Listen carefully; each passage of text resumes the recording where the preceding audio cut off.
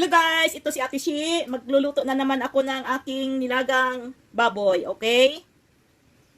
Mag-umpisa na tayo, gigisa tayo ng ating sangkap.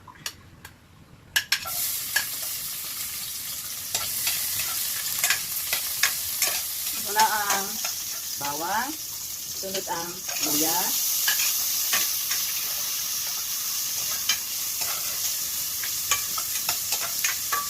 Ito yung ginisa natin sa kunting mantika lamang.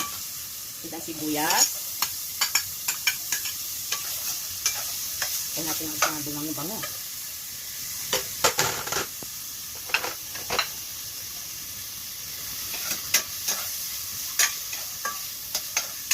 Isunod natin ang ating kamatis.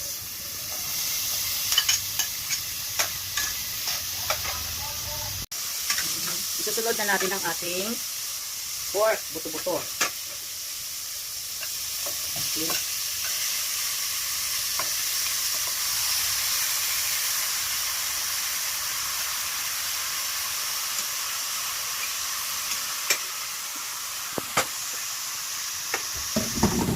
Ibaad tayo ng paminta powder.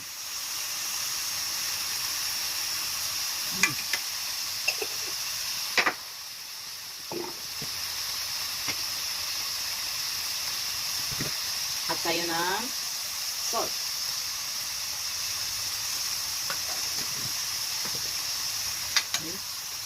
Haluin natin.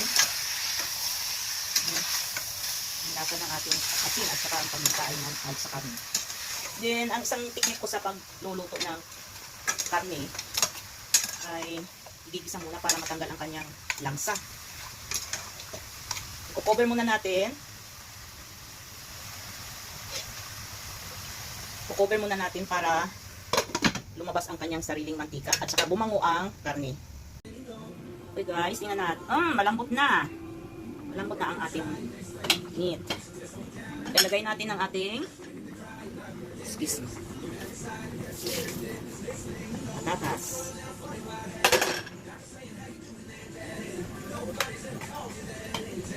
Alalambutin naman natin. Malambot na ang ating patatas. Medyo malambot. Hindi pa yan sinutong-lutong.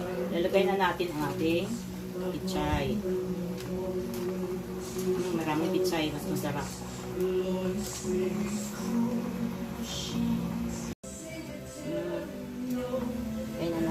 Lagay na rin natin ang ating sili.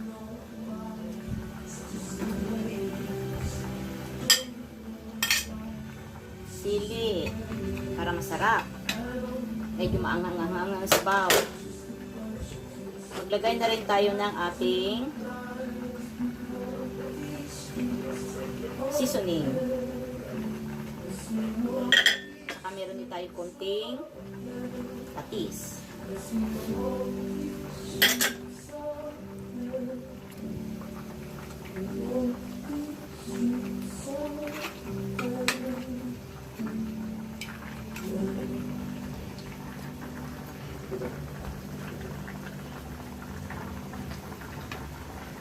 Ito na guys, tikman na natin ang ating nilaga. Nilagang buto-buto.